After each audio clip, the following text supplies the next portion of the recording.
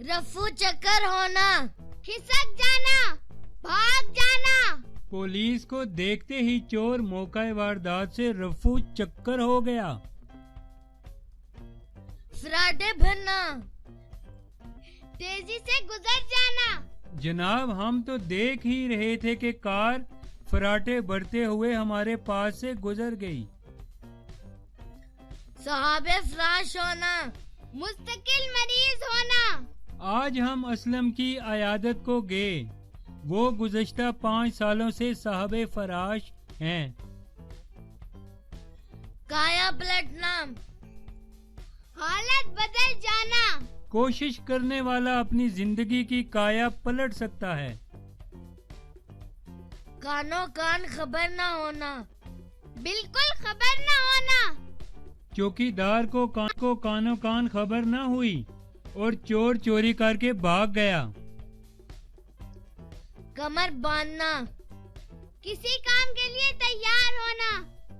اٹھ باندھ کمر کیا ڈرتا ہے، پھر دیکھ خدا کیا کرتا ہے۔ کڑی اٹھانا، مصیبتیں جھیلنا۔ والدین اپنے بچوں کی تربیت کے لیے ہر کڑی اٹھانے کے لیے تیار ہو جاتے ہیں۔ گریبان میں جھانکنا، اپنی حالت پر غور کرنا۔ کسی پر نکتہ چینی کرنے سے پہلے اپنے گریبان میں جھانک کر دیکھ لینا چاہیے۔ کان پر جوں تک نہ رینگنا، کوئی اثر نہ ہونا۔ نادان انسان کو چاہے جتنا بھی سمجھا بجھا لو، لیکن اس کے کان پر جوں تک نہیں رینگتی۔ کام تمام ہونا، ختم ہو جانا، مر جانا۔ تلوار کے ایک ہی وار سے دشمن کا کام تمام ہو گیا۔ عید کا چاند ہونا، کبھی کبھار نظر آنا، بہت دیر کے بعد نظر آنا۔ آپ ہمارے ہاں قدم رنجہ نہیں فرماتے، آپ تو عید کا چاند ہو گئے ہیں۔ عقل پر پتھر پڑنا، سوچنے سمجھنے کا فہم نہ ہونا۔ کوشش اور محنت سے وہ شخص دور بھاگتا ہے جس کی عقل پر پتھر پڑے ہوتے ہیں۔ تشت از بام ہونا، ظاہر ہونا، عیاں ہونا۔ بچے کے فیل ہونے کی خبر تشت از بام ہوتے ہی والدین اسے کوسنے لگے۔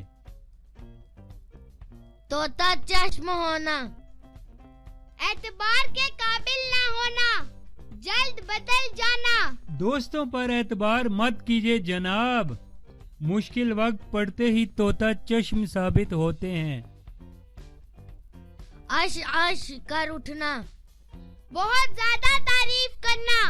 حضرت علامہ محمد اقبال کا ایک ایک شعر گوہر نایاب ہے، جو بھی سنتا ہے عش عش کر اٹھتا ہے۔ توق ہونا، ماہر ہونا، ید طولہ رکھنا۔ قسمت سے ہوں لاچار میں اے ذوق وگرنہ، ہر فن میں ہوں طاق مجھے کیا نہیں آتا۔ صبر کا پیمانہ لبریز ہونا، صبر ٹوٹ جانا، برداشت ختم ہو جانا۔ ریل گاڑی تاخیر سے تھی، اس کا انتظار کرتے کرتے سب مسافروں کے صبر کا پیمانہ لبریز ہو گیا۔ شیشے میں اتارنا، باتوں سے اپنا ہم خیال بنا لینا۔ وہ بہت باتونی ہے اور بہت کم وقت میں ہر ایک کو شیشے میں اتار لیتا ہے۔ زندہ درگور ہونا، جیتے جی مر جانا۔